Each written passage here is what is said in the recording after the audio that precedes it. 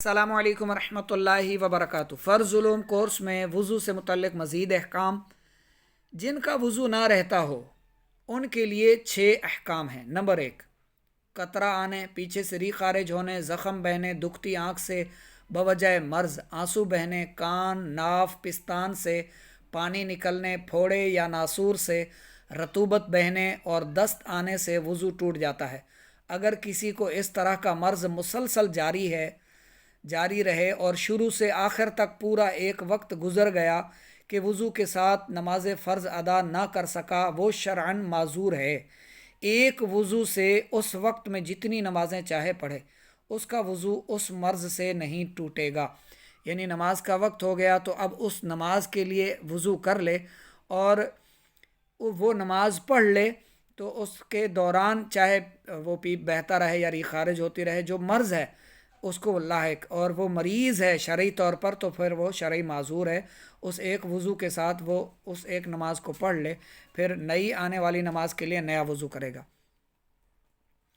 Number 2، فرض نماز کا وقت جاتے ہی معذور کا وضو بھی ٹوٹ جائے گا، اور یہی حکم اس صورت میں ہوگا جب معذور کا عذر دوران وضو یا بعد وضو ظاہر ہوا۔ اگر عذر کی وجہ سے وضو گیا تو بعد وضو عذر پائے جانے کی صورت میں وضو نہ ٹوٹے گا۔ مثلا جس کو قطرہ آتا تھا، اس کی ریح خارج ہوئی اور اس نے وضو کیا، اور وضو کرتے وقت قطرہ بند تھا اور وضو کرنے کے بعد قطرہ آیا تو وضو ٹوٹ گیا۔ ہاں، اگر وضو کے درمیان قطرہ جاری تھا تو وضو نہیں ٹوٹے گا، کہ یہ شرعی معذور ہے۔ معذور کو ایسا عذر ہو کہ جس کے سبب کپڑے ناپاک ہو جاتے ہیں، تو اگر 1 درہم سے زیادہ ناپاک ہو گئے اور جانتا ہے کہ اتنا موقع ہے کہ اسے دھو کر پاک کپڑوں سے نماز پڑھ لوں گا، تو پاک کر کے نماز پڑھنا فرض ہے۔ اور اگر جانتا ہے کہ نماز پڑھتے پڑھتے پھر اتنا ہی ناپاک ہو جائے گا کپڑا، تو اب دھونا ضروری نہیں، اسی سے پڑھے۔ اگرچہ مصلی بھی آلودہ ہو جائے تب بھی اس کی نماز ہو جائے گی۔ یہ شرعی معذور ہے، عذر ہے اس کے پاس، یہ نماز پڑھ لے۔ نماز چھوڑنے کی اجازت نہیں ہے کہ وہ نماز قضا نہ کرے، ہر حال میں نماز پڑھنی ہے، نماز بہر صورت قضا کرنے سے بچتا رہے۔ معذور کے وضو کے تفصیلی مسائل بہار شریعت حصہ 2 سے مزید وضاحت سے بھی معلوم کیے جا سکتے ہیں۔ 7 متفرقات۔ نمبر 1، پیشاب، پخانہ، ودی، مدھی، منی، کیڑا یا پتھری مرد یا عورت کے آگے یا پیچھے سے نکلیں تو وضو جاتا رہے گا۔ مرد یا عورت کے پیچھے سے معمولی سی ہوا بھی خارج ہوئی تو وضو ٹوٹ جائے گا۔ مرد یا عورت کے آگے سے ہوا خارج ہوئی تو وضو نہیں ٹوٹے گا۔ بے ہوش ہو جانے سے وضو ٹوٹ جائے گا۔ بعض لوگ کہتے ہیں کہ خنزیر کا نام لینے سے وضو ٹوٹ جاتا ہے، یہ من گھڑت خیال ہے، غلط سوچ ہے۔ نمبر 5، کیونکہ یہ قرآن پاک میں بھی اس کا نام موجود ہے، تلاوت کرتا ہے بندہ تو پھر تلاوت کے دوران پھر وہ کیا اس نام والی آیت کو چھوڑ دے گا، یا پھر آگے یعنی پڑھتے پڑھتے پھر اٹھ جائے گا، وضو کرے گا دوبارہ؟ نہیں، یہ غلط سوچ ہے، یہ عوامی پھیلائی ہوئی من گھڑت بات ہے، لہٰذا یہ غلط ہے۔ اس سے وضو نہیں ٹوٹتا اس کا نام لینے سے۔ بعض لوگوں میں تو مشہور ہے کہ 40 دن ایمان بھی نہیں آتا۔ یہ سب عوام کی من گھڑت سوچ ہے، ان کے اپنے خیالات ہیں، شرعاً ایسا نہیں ہے۔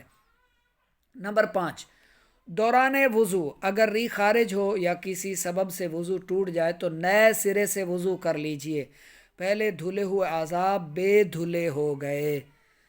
نمبر 6، قرآن پاک یا اس کی کسی آیت کو یا کسی بھی زبان میں قرآن پاک کا ترجمہ ہو، اس کو بے وضو چھونا حرام ہے۔ نمبر 7، آیت کو بے چھوئے دیکھ کر زبانی بے وضو پڑھنے میں حرج نہیں، یعنی آیت کو چھوا نہیں ہے، ہاتھ نہیں لگایا، زبانی پڑھ رہا ہے تو بغیر وضو کے بھی پڑھنے میں حرج نہیں۔ وضو اور سائنس۔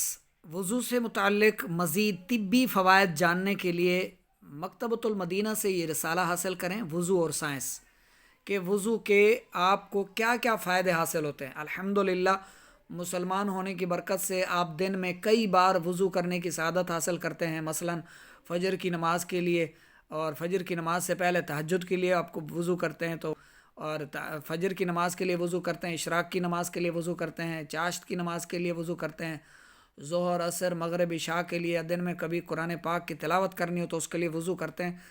تو وضو کی جو طبی اور سائنسی نگاہ سے فوائد ہیں، یہ رسالہ ضرور پڑھیے، انشاءاللہ آپ کو بہت زیادہ مفید معلومات حاصل ہوں گی، اور آپ یہ معلومات جب آپ پڑھ لیں گے، سن لیں گے، سمجھ لیں گے، تو آپ کا دل چاہے گا کہ آپ جو ہے وہ کثرت سے وضو کرنے والے بن جائیں اور مسواک کرنے والے بن جائیں۔ مسواک کے بھی بہت سارے فائدے ہیں، مسواک کو بھی اہمیت دیجیے، اگر میسر ہو اور وقت بھی ہو تو مسواک لازم قرار دیجیے، یعنی مسواک کو لازمی استعمال کیجیے، دانتوں کو صاف ستھرا رکھا کریں۔